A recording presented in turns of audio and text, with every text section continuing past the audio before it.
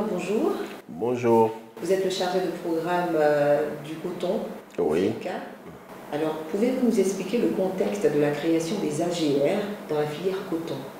Le FIRCA, conformément à l'une des missions, à savoir renforcer la capacité des sociétés cotonnières, accompagne donc la Fédération des producteurs depuis des années déjà.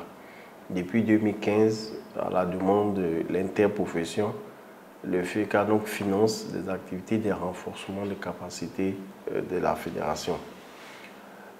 Au fil des financements, on a vu que les sociétés coopératives ont des acquis en termes de gérer la coopérative, en termes de comptabilité, en termes d'un certain nombre de matières, mais n'arrivent pas véritablement à mettre ces acquis-là dans le fonctionnement des coopératives parce qu'elles n'ont pas suffisamment de ressources. Donc la réflexion était de savoir comment est-ce qu'on peut trouver des ressources additionnelles aux sociétés coopératives. C'est dans ce cadre-là qu'avec l'appui de la fédération elle-même, nous avons entrepris de mettre en place des activités donc, génératrices de revenus pour que ces coopératives-là aient suffisamment de moyens en dehors de la production cotonnière pour faire face, comme je l'ai dit, aux besoins de leur monde. Quelles sont les activités concernées et comment elles sont mises en œuvre sur le terrain? À l'origine, sur la base de concertation avec quelques coopératives, il avait été décidé 3 types d'activités. Les boutiques pour les premiers qui vendent les premières nécessités, les librairies et puis les moulins. Mais quand, avant la mise en place du projet, on a concerté une base plus large des sociétés coopératives à travers les réunions, il s'est avéré que ces activités n'étaient pas trop appropriées. Donc, on a fini par avoir à retenir 5 types d'activités, à savoir l'élevage de poulets de chair, les poissonneries, les moulins, l'embouche de moutons, j'allais dire au vin, et puis les caprins naisseurs. Monsieur Manderson, merci bien.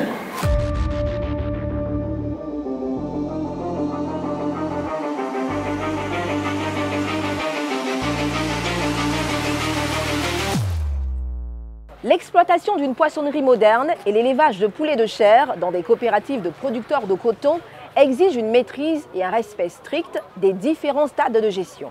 Comment procèdent ces coopératives pour s'approvisionner, conserver et vendre ces productions issues des activités génératrices de revenus? Quel est l'impact de ces activités halieutiques et avicoles sur les coopératives et quels sont les défis auxquels elles font face?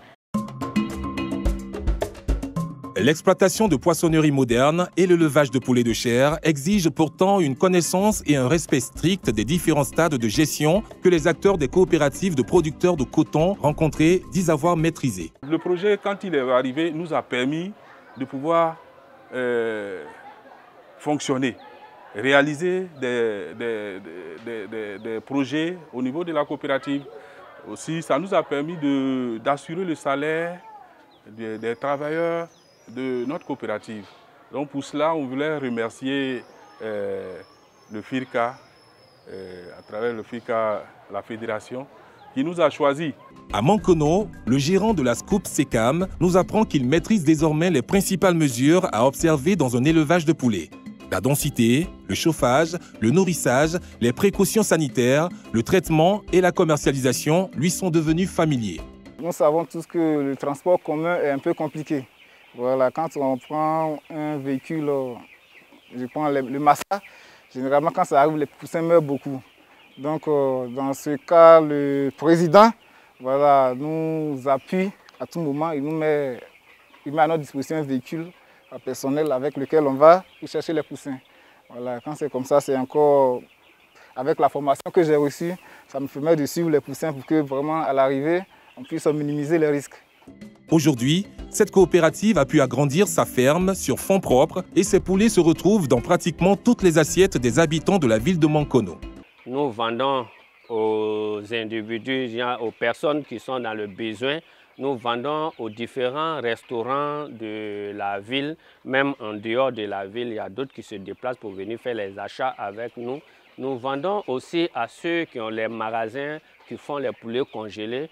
L'impact positif des AGR dans la filière coton est déjà perceptible au regard des témoignages des différents acteurs interviewés. Quelles sont les perspectives qui s'offrent à la filière coton avec ses activités génératrices de revenus? Quelles sont les contraintes à lever pour qu'elles permettent une plus grande autonomie financière aux sociétés coopératives? Départ pour Abidjan, où les réponses nous attendent, avec M. Eouma Anderson, chargé de programme de la filière coton au FIRCA.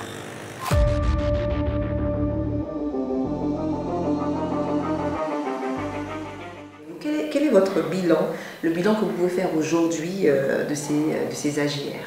Déjà, il faut noter que c'est une première au niveau du FIRCA qu'on lance avec la fédération. Donc il va sans dire qu'il y a eu beaucoup de difficultés, de contraintes dues à cette première expérience.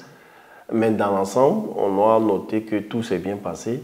On a des coopératives qui nous ont agréablement surpris, qui ont mené à bien cette activité, qui s'y sont investis, qui ont pris à bras de corps cette activité. Il y a d'autres qui n'ont pas eu moins de chance parce qu'une activité qui, malgré la formation, n'ont pas pu bien maîtriser, pas forcément de leur faute, mais par rapport à l'environnement. Mais ce sont des choses qu'on peut arranger, ce sont des choses qu'on peut rattraper. Mais quelles sont les contraintes à lever pour que ces AGR mettent une plus grande autonomie financière aux sociétés coopératives? D'abord, c'est la volonté de tous. Il faut que tous les membres des sociétés coopératives participent à la réussite de cette activité. Il faut que les coopératives puissent générer suffisamment de revenus pour agrandir l'activité. Donc, l'implication de tous et puis la volonté de la coopérative de ne pas s'arrêter à cette initiative du FIRCA, mais d'aller au-delà, en développant donc cette activité au-delà de ce qu'on lui a donné. Et puis pourquoi pas générer d'autres activités avec les revenus, c'est-à-dire poser la base d'une autonomie financière.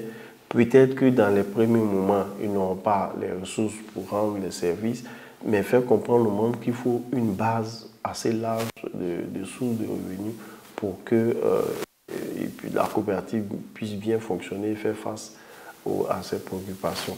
Les activités génératrices de revenus comme la poissonnerie moderne et l'élevage de poulets de chair, appuyées par le FIRCA, permettront d'apporter des ressources financières additionnelles tout en assurant l'autosuffisance dans les ménages des producteurs de coton.